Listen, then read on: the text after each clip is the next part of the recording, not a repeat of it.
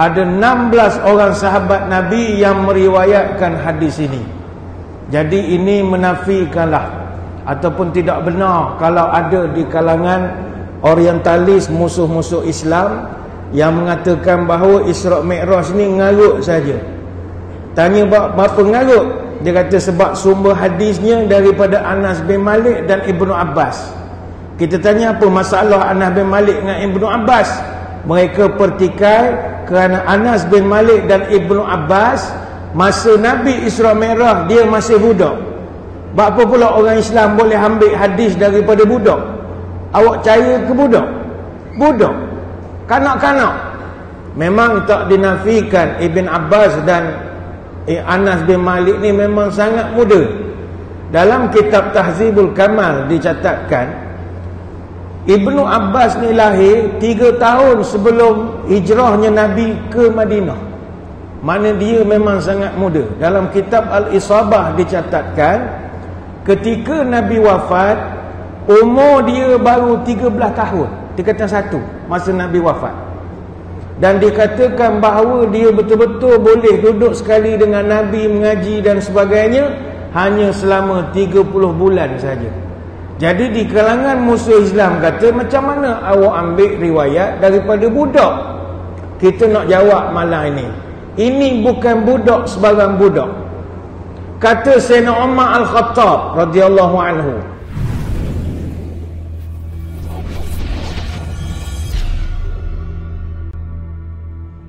Assalamualaikum warahmatullahi wabarakatuh. Bismillahilladzi la yadurru ma'asmihi syai'un fil ardi wala fis sama' wa huwas sami'ul 'alim. A'udzu bikalimatillahi tammati min syarri ma khalaq. Alhamdulillahi hamdan katsiran thayyiban mubarakan fihi kama yanbaghi li jalali wajhikal karim wa li 'azimi sultanik. Allahumma salli ala Sayyidina Muhammadin abdika wa rasulika nabiyil ummi wa ala alihi wa sahbihi wa sallim. Allahumma inna nas'aluka fahman nabiyyin wa hifzal mursalin wa ilhamal malaikatil mukarrabin. Ya Allah, kami mohon padamu kefahaman para nabi, daya hafalan para rasul dan ilhamnya para malaikat mukarrabin. Allahumma aghnina bil ilmi wa zayyina bil hilmi wa akrimna bit taqwa wa jamilna bil afiyah. Ya Allah, kayakan kami dengan ilmu-Mu, hiasilah kami dengan kelembutan, muliakan kami dengan takwa, cantikkan kami dengan sihat wal afiat. Allahumma barik lana fi Rajab wa Sya'ban wa balighna Ramadan. Terima kasih yang berusaha Al-Fadil, Tuan Pengacara Majlis. Yang saya hormati Al-Fadil Ustaz Ibrahim Khawas bin Cik Noh, Imam Tua Masjid Razali Gua Musang. Yang berhormat Saudara Muhammad Syahabuddin bin Hashim ataupun Yang berhormat Abidin, Ahli Dewan Undangan Negeri kawasan N45 Galas, merangkap pengurusi Pertubuhan Kebajikan Asnaf Gua Musang ataupun PKGM. Seterusnya para pegawai ahli jawatankuasa Masjid Razali, tuan-tuan guru, para alim ulama, para habaib muslimin muslimat, hadirin hadirat, tuan-tuan puan-puan, adik kakak, moga sekaliannya sejahtera dalam limpahan rahmah dan barakah. Saya dahului dengan penyataan tahmid kesyukuran atas pertemuan pada malam ini. Seterusnya dapat saling bertatap muka, menyampaikan syarahan atau ceramah di masjid yang sangat masyhur ini. Saya secara peribadi di Gua Musang memang ceramah tak pernah, tetapi pernah duduk di pos lebih di kawasan orang asli di Gua Musang selama 2 minggu untuk berdakwah kepada masyarakat orang asli, khusus kepada suku kaum Mendrik dengan Batik. Jadi dakwah tu ada, tidak ceramah sajalah, kita turun padang. Pada malam ini insya-Allah kita sama-sama nak mengingati salah satu peristiwa yang bersejarah dalam kalender Islam iaitu Isra wal Mi'raj. Tuan-tuan sekalian, para ulama tidak sepakat bila ianya berlaku. Umumnya kita di Malaysia sambut malam tadilah, sebab kita pegang pendapat 27 Rejab tahun ke-10 kenabian. Namun di kalangan ulama tidak sepakat. Kata Al-Hafiz Ibn Hajar Al-Asqalani, ada lebih 10 pendapat bila ianya berlaku. Ada yang kata bukan bulan Rejab, tapi terjadi pada bulan Ramadan. Ada yang kata pada Syawal, ada kata Rabiul Awal, Rabiul Akhir dan seterusnya. Begitu juga tahunnya tidak sepakat juga, walaupun kita pegang tahun ke-10 kenabian, tapi Imam Tabari mengatakan ianya berlaku sejurus Nabi dilantik menjadi Nabi. Imam Nawawi dan Qurtubi pula mengatakan ianya berlaku 5 tahun selepas Nabi menjadi Nabi. Kita berlepas diri dari perselisihan. Ini tidak akan selesai perselisihan bila berlaku. Apa yang kita pegang, peristiwa ini disebut dan dirakamkan dalam Quran.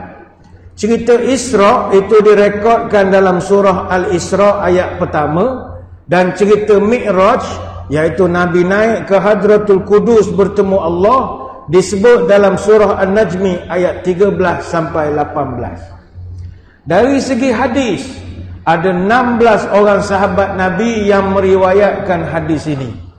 Jadi ini menafikanlah ataupun tidak benar kalau ada di kalangan orientalis, musuh-musuh Islam, yang mengatakan bahawa Isra Mi'raj ni ngarut saja.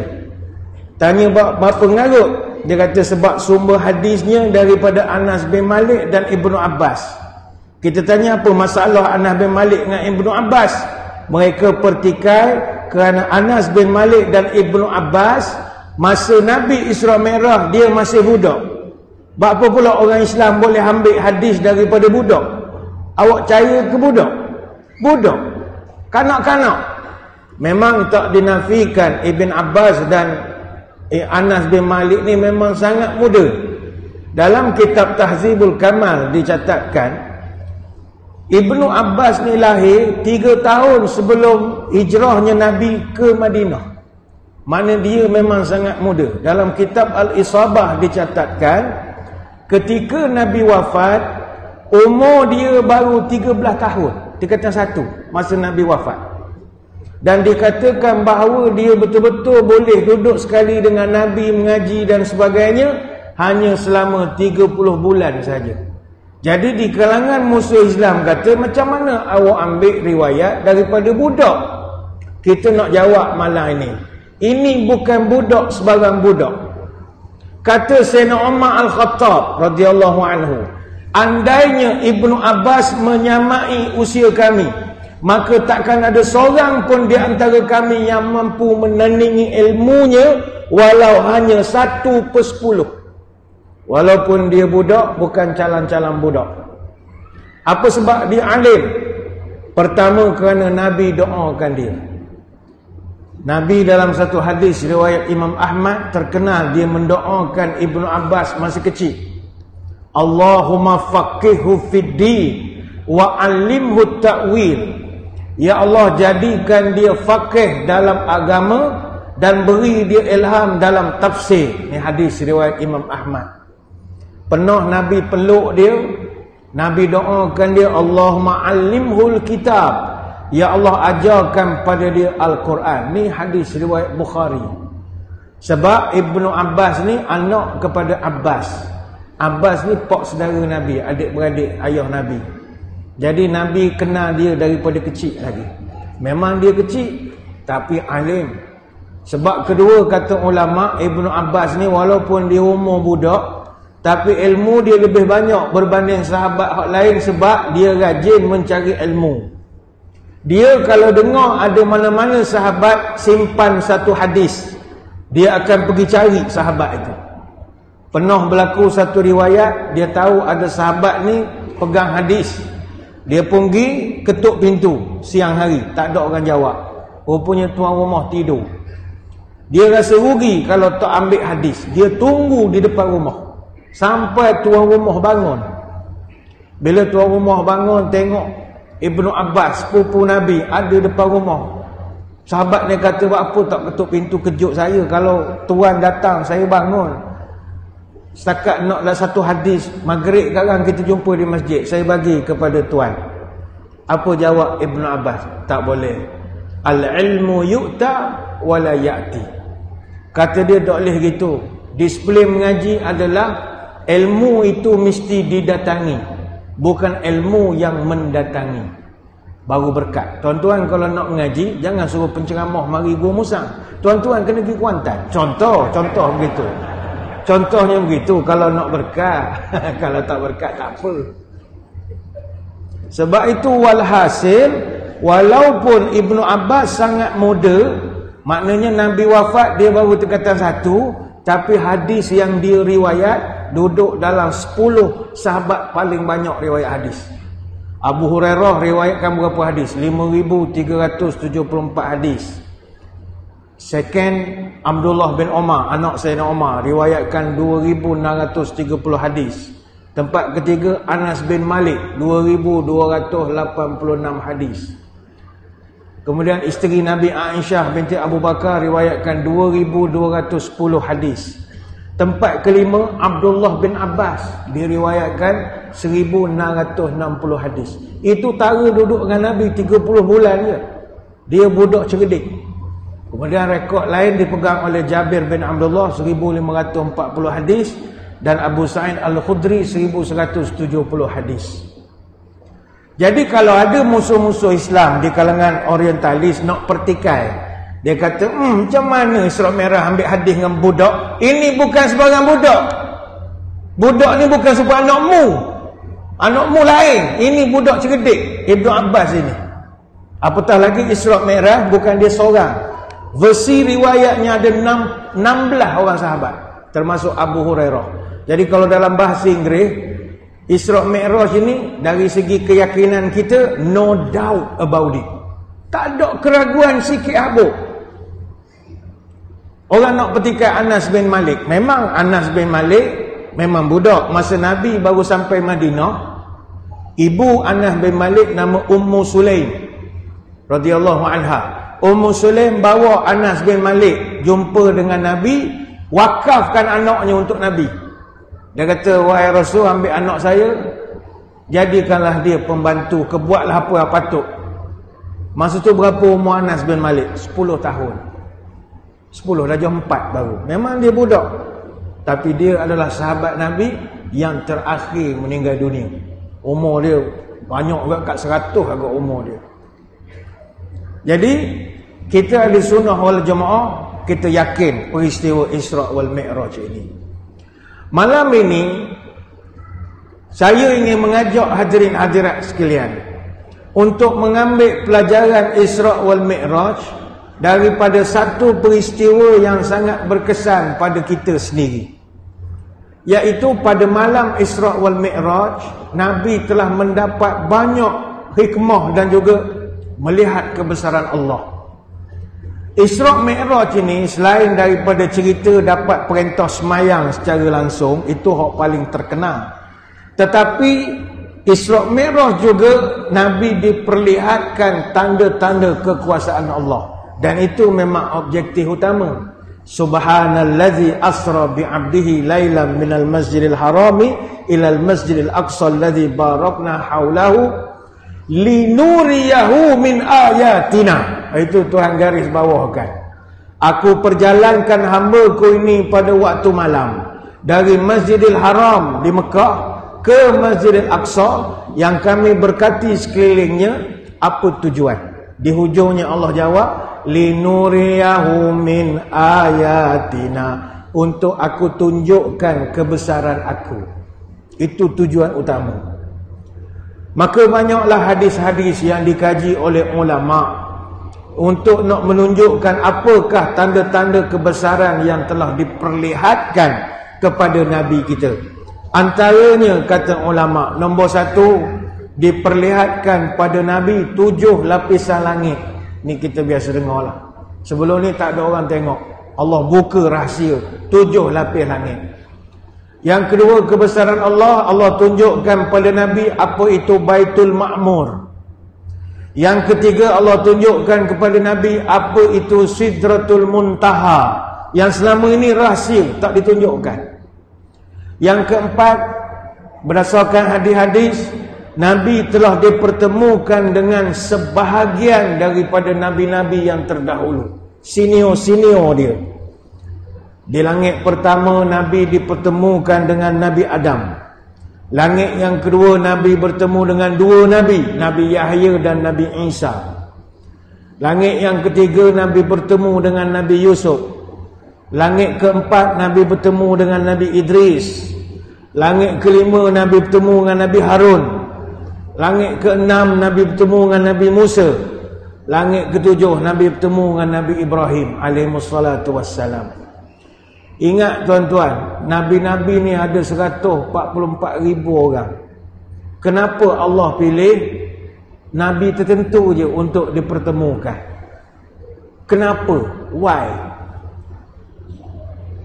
Siapa, apa pentingnya Nabi Yusuf, Nabi Idris? Nabi Idris ni jarang kita dengar cerita dia. Kenapa dia dipertemukan?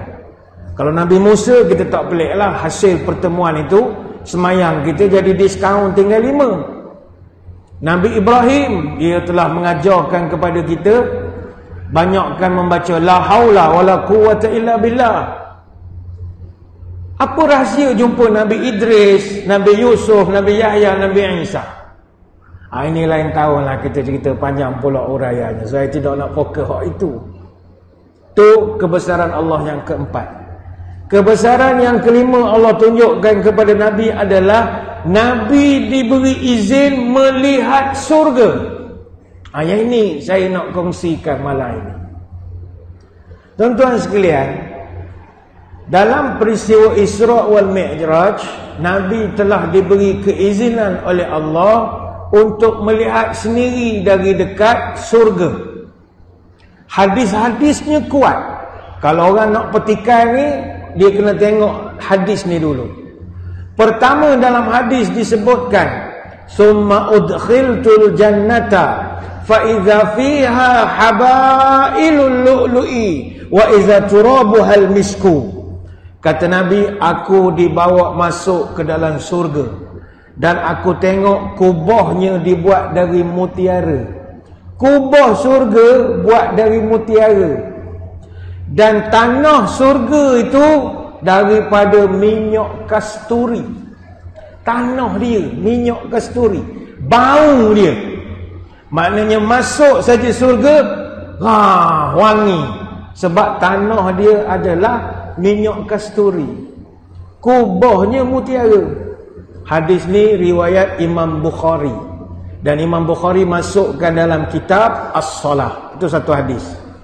Hadis yang kedua, nak menunjuk bukti Nabi kita menengok surga. Sebab ada ke orang pertikai, ya tak, Nabi tengok surga. Surga kan tak buka lagi, ni suruh dia ngaji lagi, suruh dia ngaji lagi. Hadis yang kedua kata Nabi, udkhiltul jannata fa iza fiha janabizul lu'li wa iza turabuha misku. Saya dimasukkan di dalam surga, kubah-kubahnya dibuat daripada batu permata pula. Mutiara ada, batu permata ada, dan tanahnya wangi kerana buat daripada kasturi. Ini juga riwayat Imam Bukhari, tapi Bukhari masukkan dalam kitab Al-Anbiya. Tadi kitab As-Salah, ni kitab Al-Anbiya. Hadis yang ketiga, ittala'at fil jannati fara'aitu aksara ahliha al-fuqara. Aku dibawa melihat surga dan aku melihat majoriti penduduk surga adalah orang miskin, kata Nabi. Hadis riwayat Bukhari dan Muslim. Mana orang miskin ni bawah pada B40 lagi. Miskin. Lepas tu kalau tuan-tuan hari ni susah miskin, jangan susah hati. Nabi hiburkan orang-orang umat dia yang susah ini, nanti di surga dia akan ramai masuk surga. Apa sebab? Kerana barangannya tak banyak untuk pemeriksaan kastam. Kalau orang banyak harta, banyak tanah, banyak duit, memang suka atas dunia, tapi kena hisap lama. Malaikat tanya boleh dapat pada mana, loannya ada riba, dok. Serabut perut, banyak soalan. Ni bukan nak suruh tuan-tuan jadi miskin, dok. Bukan nak suruh banyak sedekah. Sebab sedekah zakat mencuci harta kita. Ada satu hadis yang lain pula, hadis yang keempat. Ini hadis ni menarik. Hadis keempat, Nabi pernah cerita masa Isra' Mi'raj, Nabi nampak ada satu orang lelaki badan tinggi. Dia dikelilingi oleh kanak-kanak. Ini hadis daripada Samurah bin Jundub radhiyallahu anhu. Dia pernah dengar Nabi cerita, aku masuk dalam surga, aku tengok ada orang lelaki tinggi, keliling dia ramai budak. Lagi aku tanya kepada Jibril, siapa dia itu wahai Jibril? Wa amma rajulul tawilul ladzi fi rawdati fa innahu Ibrahim alaihissalam. Wa ammal wildanu alladzi haulahu. Lelaki tinggi yang tuan nampak sebentar tadi di dalam raudah ataupun taman surga, itulah Nabi Ibrahim alaihissalam.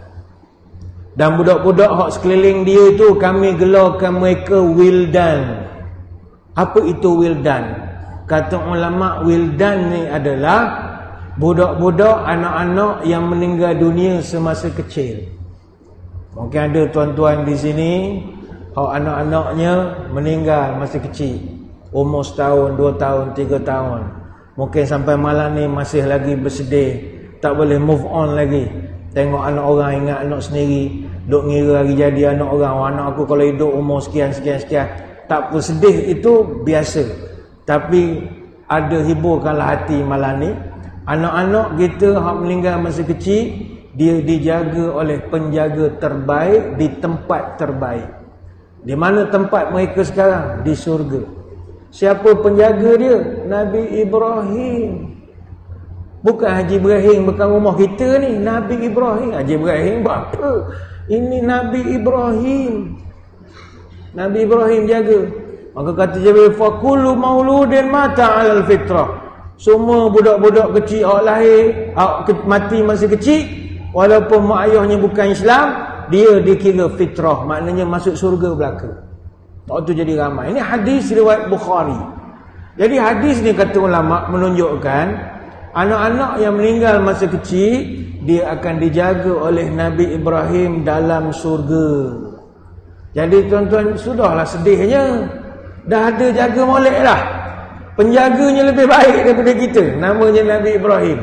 Dan tempat itu lebih hebat daripada tempat kita di Gua Musang ini, iaitu surga. Bila sebut tentang orang kematian anak kecil ni, anak-anak kecil ni yang meninggal dunia, sepanjang mereka berada dalam surga, tak pernah sehari pun mereka lupa pada mak ayah dia. Itu kata ulama. Jadi tuan-tuan jangan risau. Orang duduk peluk dengan Nabi Ibrahim, lupa dah kaku. Dah, jangan risau. Cepat nak cemburu. Dah, ulama kata anak-anak kita yang meninggal kecil ini, mereka berazam untuk beri syafaat kepada mak ayah dia. Dia kata, aku tunggu je mak ayah aku datang ataupun mati ke, aku nak minta ejah dia masuk surga. Jadi pada tuan-tuan puan-puan yang rindu pada arwah anak, move on lah, tak ada masalah. Pernah Abu Hasan radhiyallahu anhu ni sahabat, dia bersedih, anak dia 2 orang meninggal kecil. Yalah, kita pun faham lah, orang meninggal anak kecil ni sedih. Umur 1 tahun 2 meninggal. Jadi dia ni masih tak boleh move on lagi, masih lagi sedih, sugut. Dia jumpa dengan Abu Hurairah. Dia kata, Abu Hurairah, fama anta muhaddisi an Rasulillah bihadithin tutayyibu bihi anfusana an mautana.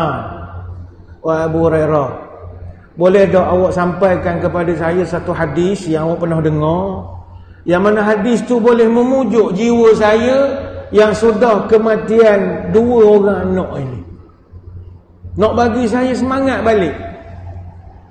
Apa kata Abu Hurairah? Qala na'am, ya, ada satu hadis Nabi pernah menyebut, sigharuhum da'amisul jannati Yatalaqqa ahaduhum abahu aw qala abawai fayakhudhu bi thawbihi aw qala bi yadihi kama akhudhu ana bi sanafati thawbika hadha fala yatanaha hatta yudkhilahu Allah wa abahul jannata.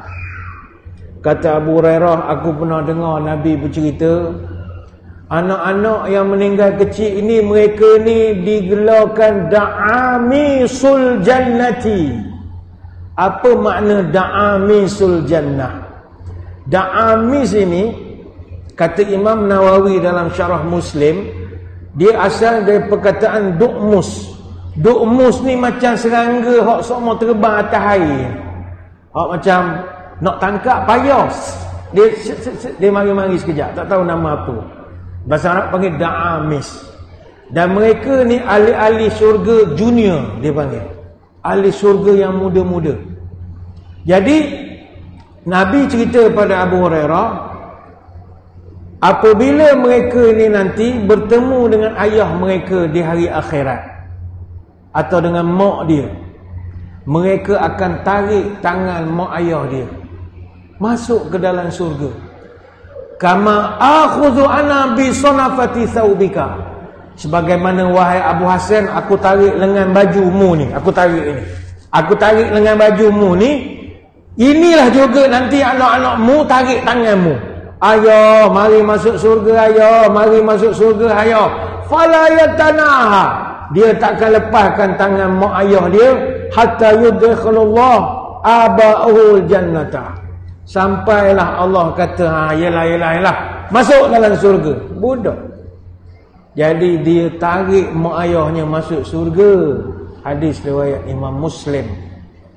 Jadi bergembiralah tuan-tuan dengan anak yang telah dipinjamkan Allah dan diambil balik.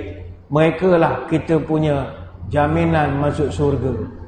Kepada tuan-tuan yang belum kematian anak, jangan bunuh pula anak malam ni sebab nak dapat fadilat. Besar pula fadilat bagi ubat tidur malam ni. Jangan gitu, bunuh masuk neraka. Tak boleh. Jadi kata Ibnu Asir, anak-anak dalam surga ini dia bebas bergerak dalam surga, masuk ke rumah sana, masuk rumah sini. Tak ada malaikat yang menghalang mereka, sama seperti perangai kanak-kanak di dunia. Macam kita di masjid kan, kanak-kanak berlari apa semua. Jadi dalam surga pun sama. Kata Imam Ibnu Asir, mereka berlari, malaikat melantukmu berlari, ngongak-ngongak, berlari sana sini. Dia main. Termasuk di kawasan-kawasan yang tak boleh dimasuki. Kanak-kanak ni masuk, malaikat tidak marah. Ini boleh rujuk, ceritanya banyak dalam An-Nihayah fi Gharibil Hadis wal Athar. Ada cerita tentang penghuni surga di kalangan kanak-kanak ini. Jadi siapakah penjaga mereka? Nabi Ibrahim alaihissalam. Banyak lagi saya nak terangkan, tapi saya ingat kita beri laluan dulu tak kepada azan isyak yang saya dipahamkan dan nak masuk sekejap lagi. Jadi tuan-tuan semua jangan ke mana-mana, kita akan kembali lagi selepas ini. Muslimin muslimat yang dirahmati Allah sekalian, kembali kita menyambung ceramah pada malam ini. Sebelum kita mulakan kembali ceramah, pertama bagi pihak masjid, kita mohon izin pada jemaah untuk menganjakkan sedikit pelaksanaan solat isyak berjemaah. Ini izin perlu didapat daripada tuan-tuan, sebab masjid ini orang nak semayang lebih utama berbanding nak dengar ceramah. Sebab niat wakaf masjid untuk semayang, bukan dengar ceramah. Jadi orang semayang menang bab ni. Jadi kepada hak lorat nak semayang, kami minta izin anjak sedikit. Ya, dengan izin lah. Macam parlimen pula lah, kena minta izin pula lah. Sebab ada setengah penceramah tak reti berhenti, payah juga orang nak semayang. Jadi kita minta izin lah 50-50 ya. Kemudian ada pesanan juga dibawa oleh pihak masjid, iaitu insya-Allah kita ada nak membuat sedikit kutipan derma tabung untuk program Ihya Ramadan 2024. Kita pun dah tak lama dah nak menyambut puasa ni, lebih kurang sebulan lebih lagi. Jadi kepada tuan-tuan puan-puan yang ada rezeki lebih malam ini, bolehlah sama-sama menyumbang untuk kutipan derma tabung Ihya Ramadan 2024. Kalau ada orang kata Allah Ustaz, berapa dok khabar awal saya tak bawa wallet malam ni. Tak ada masalah, boleh scan QR code, tak ada masalah Kita ada QR code disediakan, tuan-tuan boleh menyumbang RM5, RM10, RM50. Jadi tak ada alasan lagi lah. Online pun diterima balik sekarang, boleh buat maybank to you, sok-sak sekarang. Ni untuk masjid, bukan untuk saya, untuk masjid, untuk tabung ihya Ramadan. Hadirin hadirat sekalian, apa pelajaran bila kita diceritakan oleh Nabi tentang surga? Cerita pelajarannya adalah, kalau kita dengar cerita surga tu, kita berasa masuk kanan keluar kiri, something wrong. Orang beriman bila dia dengar surga dibuka, dia punya keterujaan dia kalau boleh nak gila. Sebagaimana contoh, katakanlah di Gua Musang ada buka satu pasaraya baru misalnya, ataupun kedai makan baru, kedai kopi hipster baru. Bagaimana reaksi komuniti di Gua Musang? Dalam grup Facebook community, semua akan jadi teruja nak pergi. Akan dibuka kopi hipster, kopi air boba, akan dibuka western, sebagai contoh. Western di Musang, ni contoh, kau ada minta mahal contoh itu. Western di Musang, kami menyediakan kambing bakar dan macam-macam lagi. Kita pun tengok komen bawah, tag sana, tag sini, hadir, akan datang, hadir, wah best ni, nak pergi. Maka kalau benda begitu kita rasa ada kesegeraan nak pergi, bagaimanakah pula dengan surga? Sebab itu kata para alim ulama, orang salafus soleh, salah satu sifat mereka sangat bersegera sangat nak mendapatkan surga Allah. Kalau perlu matilah. Ada satu kisah berkenaan Anas bin Nadar radhiyallahu anhu. Ketika dalam perang Uhud, Anas bin Nadar dia tengok orang Islam ramai hak berundur ke belakang. Tapi Anas bin Nadar dia tetap saja menuju ke depan. Dia kata kepada Sa'ad bin Mu'az, "Ai Sa'du hadhil jannatu wa rabbi Anas, inni ajidu rihaha duna Uhudin."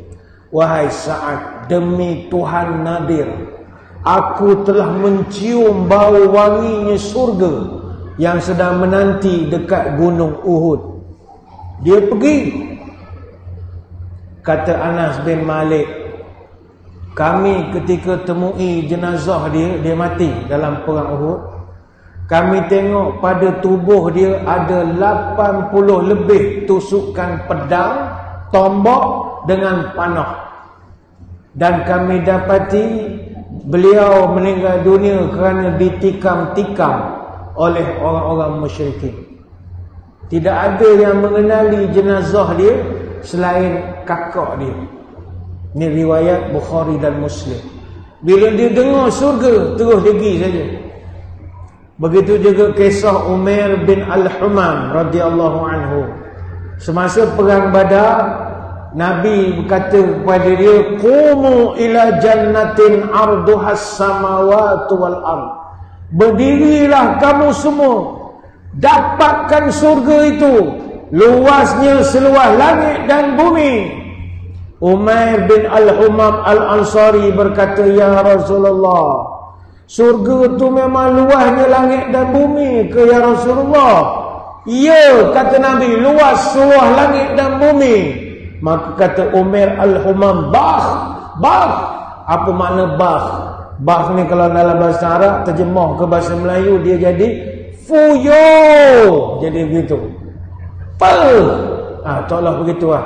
Apa nak guna istilah apa lagi ya? Dia wow. Lantas Nabi tanya dia, "Ma yahmiluka ala qaulika bah." Bapa muni fuyo ni apa halnya? Maka Umar berkata, "Tidak ya Rasul, demi Allah, saya nak jadi penghuni surga ya Rasulullah." Qala fa innaka min ahliha. Jangan risau, mukamu ni memang muka ahli surga. Dia jadi semangat. Fakhraja samaratin minan qarnihim faj'ala ya'kulu minna. Thumma qala la in ana hayitu hatta akula tamarati hadhi innaha la hayatun tawilah. Umair ni tadi bila dengar Nabi kata mu ni ahli surga, dia hak tengah pegang kurma, campak tohuk kurma. Dia pergi perang, dia kata nak tunggu habis lambat ya Rasulullah, kerana tak dan nak dapat surga. Dia campak surga, dia pergi. Farama bima kana ma'u min at-tamri. Dia campak saja tamar dia, summa qatalahum hatta qutila. Dia pun pergi berjuang sampai dia meninggal dunia. Hadis riwayat Imam Muslim. Begitu juga cerita Abu Dahdah. Abu Dahdah ni Nabi ketika tu pernah mengatakan, kam izkin mu'allaqin aw mudallan fil jannati li Abi Dahdah. Berapa banyak kurma yang bergantung di pokok sedang menanti Abu Dahdah di surga. Pokok kurma di surga tengah menunggu Abu Dahdah. Ini hadis riwayat Imam Ahmad. Apa sebab Nabi sampai sebut nama Abu Dahdah? Apa sebab dia? Dalam riwayat yang lain dijelaskan. Ketika turun ayat, man zalladhi yuqridullaha qardan hasana fayudha'ifahu lahu adha'afan katsira wallahu yaqbidu wa yabsutu wa ilaihi turja'un. Siapakah yang sudi memberi pinjaman kepada Allah, yaitu pinjaman dengan menafkahkan hartanya, maka Allah akan lipat gandakan kembali pembayaran itu dengan lipat ganda yang banyak. Surah Al-Baqarah 245. Abu Dahdah dia dengar ayat ni, dia kata, ya Rasulullah, sengoti ke ni Allah nak pinjam daripada kita? Sengoti. Jawab Nabi, ya Allah nak pinjam. Tu bahasa kiyah je, nak pinjam. Abu Dahdah kata, tunjuk tangan ya Rasul. Tunjuk tangan ke saya. Nabi tunjuk. Buat apa pula? Saya punya kebun kurma, ambil semualah untuk Islam. Saya beri sajalah untuk Allah. Kebun kurmanya itu ada 600 batang pokok. Dia sedekah semua. Maka kata Nabi, dalam surga pokok kurma hak dia sedekah itu sedang menanti kedatangan dia. Ada satu wanita, dia ni selalu pengsan, tak sedar diri. Jadi dia datang kepada Nabi, dia mengata, ya Rasul, saya ni selalu tak sedar diri. Ada orang kata dia kena epilepsi ataupun as-sarak. Sarak macam epilepsi lah. Sehingga kata dia, kalau saya pengsan ya Rasulullah, hijab saya tersingkap, aurat saya tersingkap. Doakanlah saya sembuh ya Rasulullah. Maka kata Nabi, kalau awak bersabar, awak akan mendapat surga. Tapi kalau memang awak nak saya doakan sihat, saya doakan. Maka apa kata wanita itu? Tak apalah ya Rasul, surga punya pasal, tak sihat pun tak apalah, no problem. Terima kasih ya Rasul. Dia sanggup sakit, tak apa, janji dapat surga. Padahal kalau Nabi doa sekejap je, sihat dah. Tapi sebab Nabi kata kalau mu sabar, mu dapat surga. Hadis Bukhari Muslim. Jadi samalah kita pada malam ini, bila dengar nikmat surga, bagaimanakah keterujaan kita untuk mendapatkan surga itu? Ataupun sekadar masuk kanan keluar kiri saja, rugilah. Sedangkan surga ni Masya Allah. Surga ni tuan-tuan, nikmat dia, kebahagiaan dia, kegembiraan dia adalah kegembiraan yang hakiki. Kita di dunia ni, kegembiraan kita tak hakiki. Kita gembira, bahagia, tapi hakiki tak hakiki. Tapi sebelum tu Cak tanya dululah kepada Gua Musang. Sebab jajahan Kuala Kerai dan Gua Musang menjadi antara 10 kawasan yang dikategorikan sebagai bandar paling bahagia di Malaysia. Tahniahlah diucapkan. Tuan-tuan nak setuju ke tak setuju tu tuan-tuan punya pasal. Yang penting anugerah tu dibuat kajian oleh badan-badan yang berautoriti. Plan Malaysia. Plan Malaysia ni Dia keluarkan data indeks bahagia. Jadi kajian ini dinamakan Kajian Indeks Kebahagiaan Malaysia tahun 2022, dan pengukuran indeks kebahagiaan di Malaysia ini dijalankan melalui program jaringan penunjuk pampan bandar luar bandar Malaysia yang kita panggil Murni Net. Jadi dia buat kajian banyak, dia ambil data. Ini kajian ilmiah, bukan kajian tepi jalan. Dia buat betul, ikut display research methodology. Jadi bandaraya nombor 1 paling bahagia Petaling Jaya. Masalah orang Petaling Jaya tak nak terima itu orang Petaling Jaya punya hal lah. Kemudian mana lagi? Manjung, Keluang, termasuklah juga Gua Musa. Macam Kuantan pun termasuk jugalah. Setiap tahun dia memang buatkan kajian bandar-bandar yang bahagia, bandar-bandar yang gembira. Masalah kalau tuan-tuan tak gembira, itu masalah tuan-tuan. Orang lain gembira, orang dia buat survey itu gembira. Mungkin tuan-tuan tak ikuti survey masa tu. Tapi itu yang saya sebutkan tadi, kebahagiaan dan kegembiraan duniawi dia tidak hakiki. Walaupun kita sebut malam ni Gua Musang bandar paling bahagia, 10 bandar paling bahagia di Malaysia, ada orang kata tak. Bila masa aku bahagia tak bahagia, payah sama. Dia tidak hakiki. Tapi surga ni nikmat dia hakiki, real. Tuan-tuan, orang cuti sekolah ni bawa anak pergi tempat berhibur. Padahal hiburan yang pergi tu semua hiburan tipu semua. Hiburan tu hiburan nak tipu ya. Contoh kita pergi Genting Highland. Tuan-tuan kalau daripada sini naik lodging pergi Cameron Highland. Semua hiburan tu adalah tipu, dibuat buatan. Ada dekat Genting hari tu dia buat salji sekejap. Masa Christmas dia sembur pakai foam, apa ni, macam buih. Orang pun suka. Wah, jingle bell. Padahal tipu itu. Tapi dia punya happy macam betul. Padahal dia tak. Semua palsu. Tetapi walaupun itu hanyalah hiburan atau kebahagiaan yang tipu, kita sera nak bawa. Sera nak bagi kepada keluarga. Tapi berapa orangkah di kalangan kita yang sudi nak bawa keluarga masuk ke tempat yang mana kebahagiaannya adalah hakiki, kegembiraannya adalah real, iaitu surga. Selalu orang kalau kita tanya mak ayah, awak nak anak ni nak alakan ke mana? Oh, anak saya ni saya nak biar dia belajar sampai Oxford, sampai di England, dapat degree. Bagus, tak ada masalah. Awak pula, oh saya nak anak saya jadi engineer, esok dia jadi IR, balik dia kerja JKR, boleh jadi jurutera daerah. Dulu jadi JKR, Gua Musang, dia cita-cita nak jadi gitu. Tak ada masalah lah. Oh, saya nak anak saya jadi arkitek, buat selagi masjid serupa Masjid Razali ni pula, tapi spek dia lain sikit. Ada orang cita-citanya begitu. Saya nak anak saya belajar di MCKK, saya nak anak saya belajar esok kerjanya jadi doktor. Daripada ramai-ramai, berapa orang hak kita dengar bila kita tanya, cik nak bawa anak cik nak pergi ke mana? Saya nak bawa pastikan anak saya semua masuk surga. Tak ada.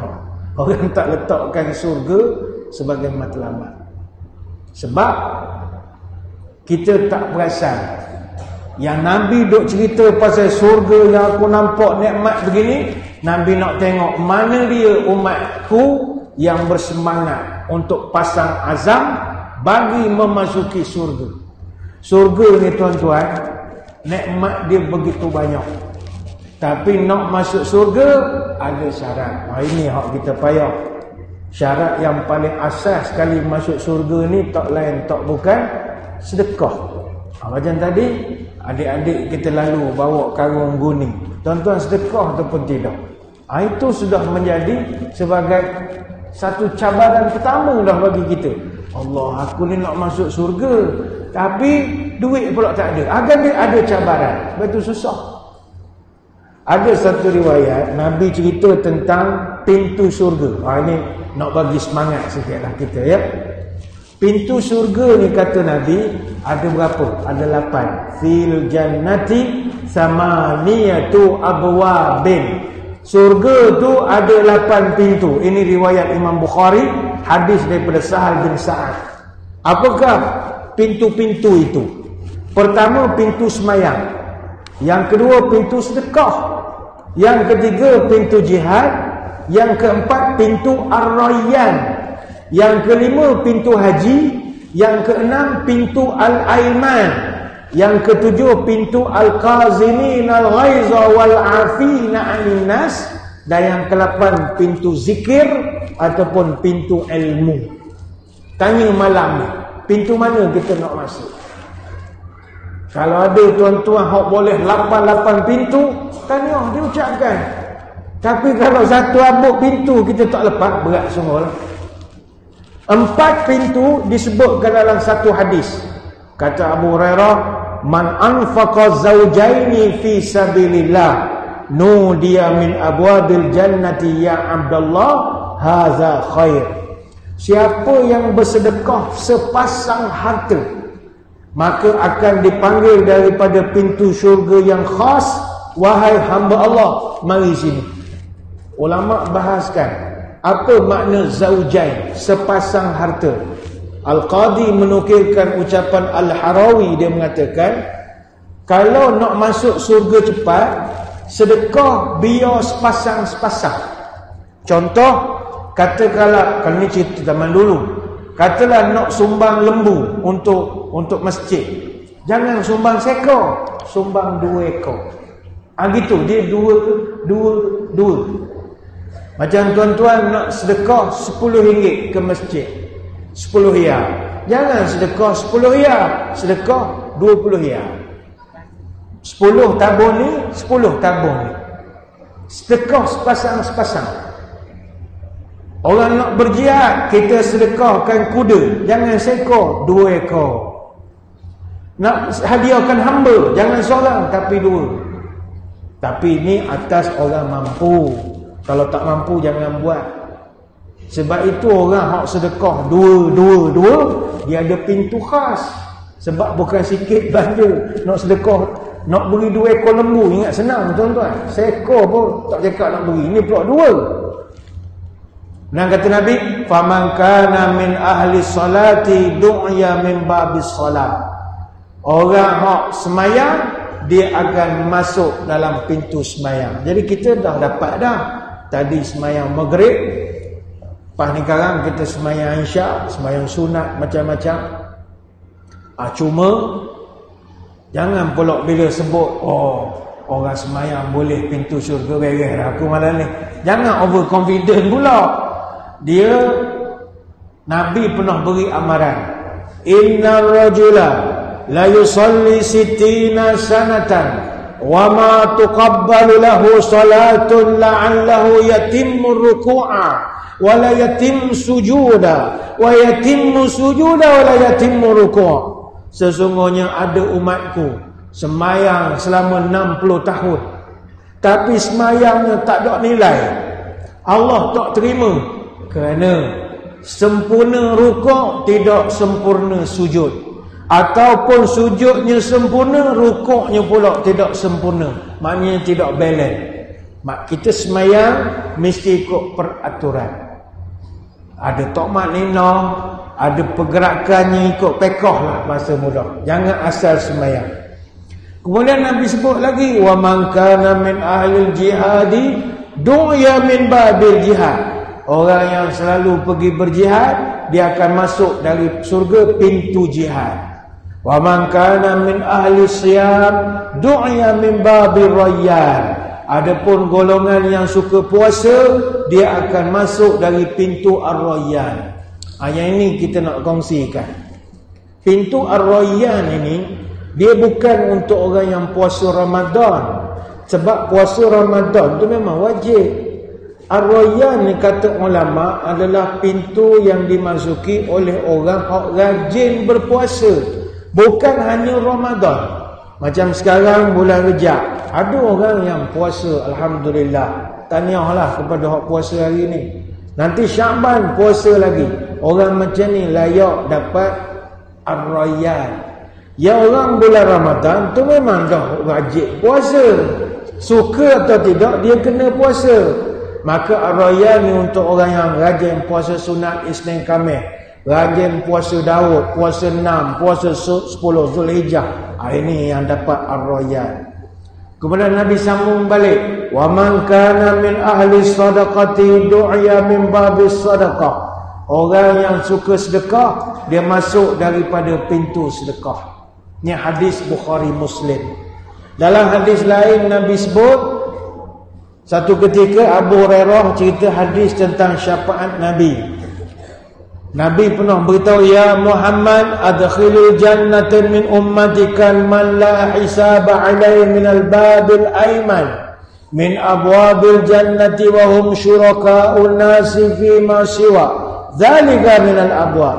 Wahai Muhammad, Allah perintahkan, suruhlah umatmu yang tidak dihisab masuk surga melalui pintu Aiman. Rupanya pintu Aiman ini khas untuk orang hak tak dihisab. Tuan-tuan sekalian, kita kena doa pada Allah, biarlah masuk surga tanpa hisab. Kita ni masuk surga belaka, tuan-tuan ni semua muka ahli surga belaka dah, alhamdulillah. Cuma lambat cepat je. Kita kalau boleh nak jadi golongan hak masuk tanpa pemeriksaan custom dan immigration. Lurusnya, tak ada cek-cek. Ada orang dia nak masuk ke airport kena cek banyak, tapi masuk juga ke kapal terbang. Kita nak jadi orang hak masuk kapal terbang tak ada orang cek. Macam mana nak dapat tahap itu? VIP. Contoh mengiring ke bawah duli tuanku naik kapal terbang, merasalah. Ataupun jadi tetamu di Raja Brunei misalnya, orang merasalah. Tapi kalau selain tu kena pemeriksaan, cek pasport, cek beg kita, cek bagasi, macam-macam, nak tahu apa benda kita bawa. Surga pun sama, dia ada cek dia juga. Cek tu bukan sekejap, lama cek dia. Sebab itu Nabi sebut, wa'adani Rabbi azza wa jalla an yudkhila jannata min ummati 70,000 bighairi hisabin wala azabin ma'a kulli alfin 70,000. Allah janji dengan saya boleh bawa 70,000 umat saya masuk surga tanpa hisab. 70,000 orang. Dan daripada setiap 1,000 dari jumlah itu boleh bawa 70,000 lagi. Ini hadis riwayat Imam Ahmad. Dan ulama hadis dah semak hadis ni, mengatakan hadis ni sahih, sanadnya hasan. Jadi kita doa, biarlah kita masuk dalam kategori surga tanpa hisab. Itu pintu kelima. Pintu keenam Nabi sebut, pintu al-kazimin al-ghaiza wal-afina anin nas. Pintu orang khas yang untuk orang hak reti menahan marah dan orang yang mudah memaafkan orang lain. Tanya malam ni, mudahkah tuan-tuan memaafkan orang lain? Kalau payah, kena buat sesuatu. Sebab nak masuk surga ikut pintu kazimin al-ghaiza wal-afina anin nas, yang ini mesti ada sifat pemaaf.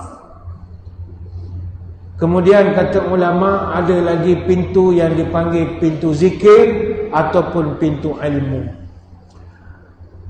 Walaupun pintu tu ada 8, tapi kata Nabi, ada di kalangan umat aku esok, dia ni macam kata tuan-tuan esok mungkin boleh masuk surga ikut satu pintu saja, iaitu pintu sembahyang misalnya. Mana kita punya kad akses untuk pintu tu hanya boleh buka pintu sembahyang je, titip buka. Tapi pergi pintu sedekah tak boleh buka, sebab mungkin kita kedekut sikit atas dunia, jadi tak boleh masuk ke pintu, kena kona jauh pula. Mungkin ini gambaran sajalah, pintu gerbang surga tu besar. Hak depan ni macam Masjidil Haram lah, pintu 1, pintu 2. Kita nak hak paling dekat, tapi tu pintu memaafkan orang. Kita dia tak lepas, apa kita payah nak maafkan orang. Kita boleh masuk pintu zikir saja, tapi pintu zikir seberang sana, kena jalan sikit lah, penat. Jadi Nabi kata, ada umat aku, dia ada satu kad, boleh masuk semua pintu. Dia ada master card. Hari ni dia nak masuk pintu sini, tit, masuk. Esok aku nak masuk pintu sana pula, tit, masuk. Akan ada orang nak dapat pintu itu. Sahabat tanya, siapakah Rasul yang boleh dapat pintu sebegitu? Kata Nabi, antaranya adalah Abu Bakar As-Siddiq radhiyallahu anhu. Orang pun heran, apa pula Abu Bakar dapat itu ya Rasulullah? Abu Bakar ini dia ada kelebihan berbanding orang lain. Contoh tuan-tuan ni, pernah satu hari Nabi kumpul dengan sahabat, tanya dia, man asbaha minkum al-yawm sa'iman. Ni ramai-ramai ni siapa dia puasa? Abu Bakar angkat tangan, saya puasa tu. Awak puasa? Puasa. Oh, saya tak puasa hari ni. Tak apalah, tanyalah kepada Abu Bakar. Orang lain tak puasa, dia seorang puasa. Lepas tu, faman tabi'a minkum al-yawm janazata. Siapa hari ni ada pergi tengok orang mati, iring orang jenazah mati? Tak ada orang angkat tangan. Abu Bakar angkat tangan, saya ya Rasul. Awak lagi? Siapa dia mati? Ujung kampung ni, saya pergi ya, orang kabur saya pergi. Kabur saya, tapi tak apa, Abu Bakar pergi. Nabi tanya, faman at'ama minkum al-yawm miskinan. Siapa hari ni ada beri orang miskin bantuan? Tak ada orang angkat tangan. Abu Bakar angkat tangan, saya ya Rasul. Awak lagi? Banyak ramalan awak ni. Dia senyap sajalah. Faman ada minkum yawma marida. Siapa hari ni ada ziarah orang sakit? Orang tak angkat tangan. Abu Bakar seorang je angkat tangan. Ana ya Rasulullah. Nabi senyum. Kata Nabi, majtama'na fil amri'in illa dakhalal jannati. Siapa berkumpul semua amalan yang aku sebut tadi dalam masa sehari, orang tu masuk surga dari mana-mana tempat dia nak. Kok serius? Jadi kalau tuan-tuan nak dapat kad special boleh masuk semua pintu, kena banyak amal ibadah. Itu satu golongan. Golongan kedua yang dapat masuk surga dari mana-mana pintu, siapakah mereka? Isteri solehah.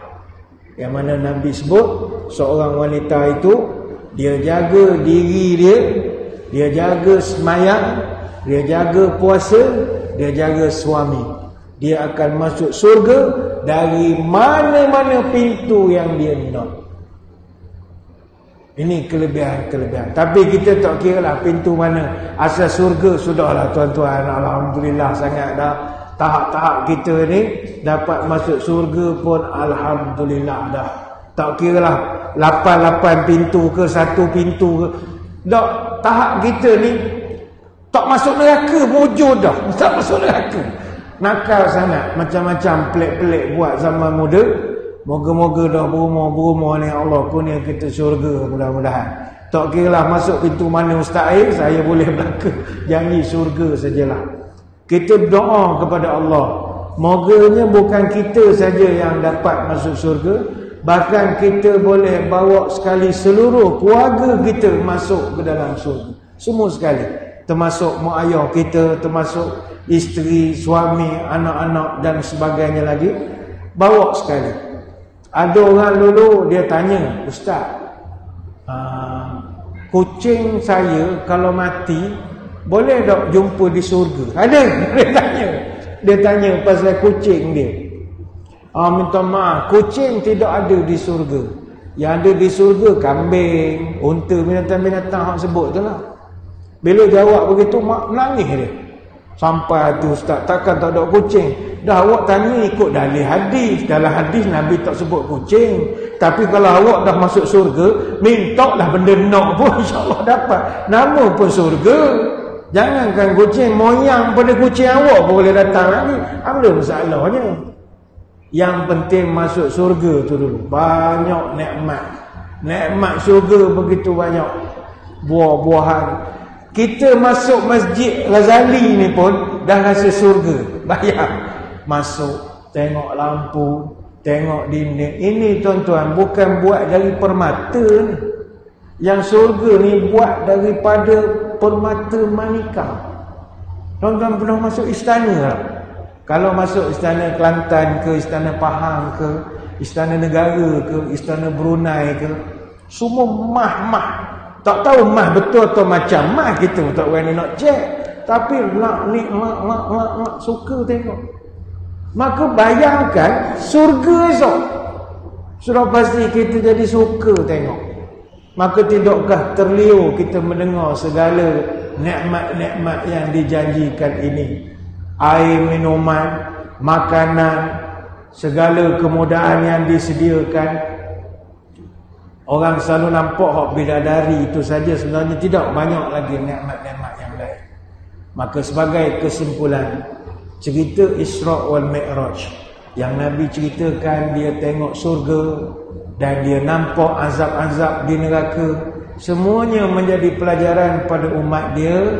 Jangan buat pekerjaan hak ngarut. Daripada segi ibadah ini, jangan buat kerja mengarut. Maksiat kena tinggal, nanti kena hukum azab neraka. Amalan mesti banyak supaya kamu nanti dapat masuk surga. Moga-moga ceramah pada malam ini merangsang semangat kita untuk menambah ibadah, mudah-mudahan. Sekadar itulah sembang-sembang pada malam ini. Saya mengucapkan ribuan terima kasih di atas undangan. Mohon maaf sebarang kekurangan. Moga-moga kita bertemu pada lain-lain kesempatan. Sebelum berpisah, marilah kita menadah tangan berdoa. Moga majlis kita diberkati ilahi hendaknya. A'udzubillahi minasyaitonirrajim. Bismillahirrahmanirrahim. Allahumma salli wa sallim ala sayyidina Muhammad salatan tukhrijuna biha min zulumatil wahmi. Allahumma barik lana fi Rajab wa Sya'ban wa ballighna Ramadan. Ya Allah, berkatkan umur kami pada bulan Rajab, berkatkan umur kami pada bulan Sya'ban, panjangkan umur kami bertemu dengan Ramadan. Allahumma inna nas'alukal jannata wa na'imaha wa ma yuqarribuna ilaiha min qawlin aw fi'lin aw amalin, wa na'udzubika minan nari wa ma yuqarribuna ilaiha min qawlin aw fi'lin aw amalin. Ya Allah, kami mohon padamu surga dan nikmatnya dan cara-cara yang boleh mendekatkan kepada surga, sama ada melalui ucapan ataupun amal perbuatan.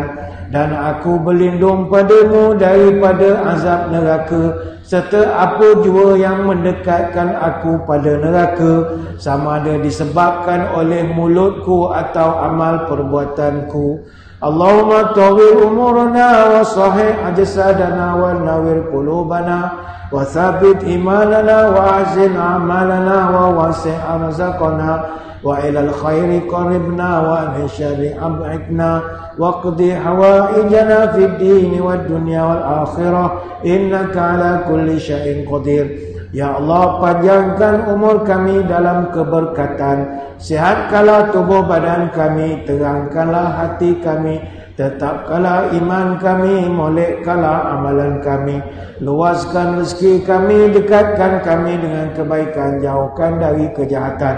Kabulkanlah segala doa kami, sama ada dalam urusan agama, dunia, akhirat. Subhanakallahumma wa bihamdika nashhadu an la ilaha illa anta nastaghfiruka wa natubu ilaik. Wa sallallahu ala sayyidina Muhammadin wa ala alihi wa sahbihi wa baraka wa sallam. Alhamdulillahi rabbil alamin. Sekadar itu, wabillahi taufik wa hidayah. Assalamualaikum warahmatullahi wabarakatuh. Wallahu a'lam.